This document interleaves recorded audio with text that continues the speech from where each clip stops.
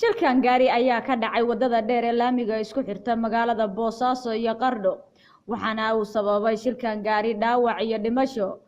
Gaariga shilkan geystay ayaa noociisu ahaa nooca ay Soomaalidu u taqaano nooho waxaana ku dhintay 3 ruux oo isugu jira rag iyo dumar halka ay ku dhaawacmeen 4 qof oo kale. Dhaawaca iyo meydka ayaa waxa la soo gaarsiiyay cisbitaalka guud ee ku yaala magaalada Qardho. shilkan gaari oo ka dhacay wadada dheer isku xirta Boosaaso ayaa waxa goobta shilku ka dhacay gaaray taliyaha ciidanka taraafikada ee 5 gobol Karkaar, Bari, Sanaag, Highland iyo Gardafuur Maxamed Firin Yuusuf waxaana uu saxaafadda kula hadlay goobta uu shilku ka dhacay. saaka shilkan dhacay wixii baaristiisa gadaal baan ka sheegayaa laakiin shilkaanu halisteed buu lahaa darawalkuna mas'uuliyadda waxbuu ka qaadan ayo meeshu waa meel dhir leh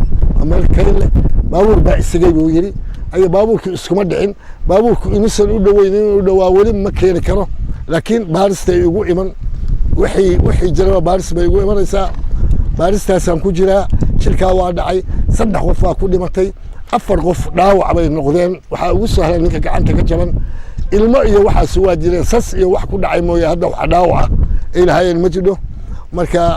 qadar Allah timi waxaana qorayd intaas inay ku dhimato inta ku dhaawacanto baabuurkina waa arkaysaan 3 jeer buu isrogay 4 jeer buu isrogay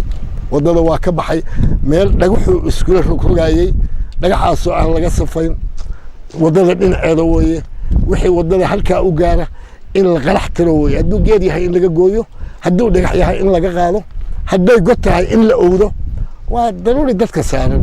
gobolka iyo degmada saaran arintan gobolka iyo degmadu iyada lahayd waxaan inay ka hadasho nooma sheegin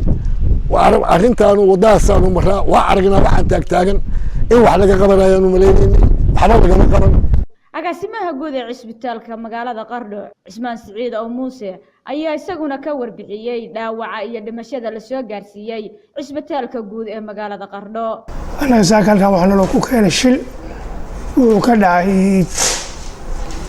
tuulo u jira magaalada 30 kiiloomitir guud alle dhanka Boosaaso ka xigta meel wax yar u jira 5 kiiloomitir uu ka dhacay baabuur nooca ahaa qarru ka baxay baabuurta rakaab ka qaado Boosaaso qarra ka dhashaqayso ahaa gaarigaas wuxuu ku dhacay halkaas goodaad ka sokayso 5 kiiloomitir u jira qarnana 30 u jira waxa ku dhintay 3 qof 2 dumar ah nin odaya oo la yaqaan oo qaadi baa halka ku baxay dhaawac waxaana loo keenay 4 loo keenay waska normal wax balaa oo siyaada hadda kuma jiraan waxaanu filaynaa inay ka kacaan biidnillah shilkaas saas ku dhacay intaas uu ahaa meedkaasuna waa 3 labada dumarka iyo ninka odayga iyo 4 dhaawaca oo meesha isbitaalka lagu manage gareeyay waayadan ugu dambeysay ayaa waxay soo tarayaan shilalka gaari oo iska daba imaanayo taas oo loo aanaynayo inay geystaan darawalado aan khibrad dheeraad u lahayn.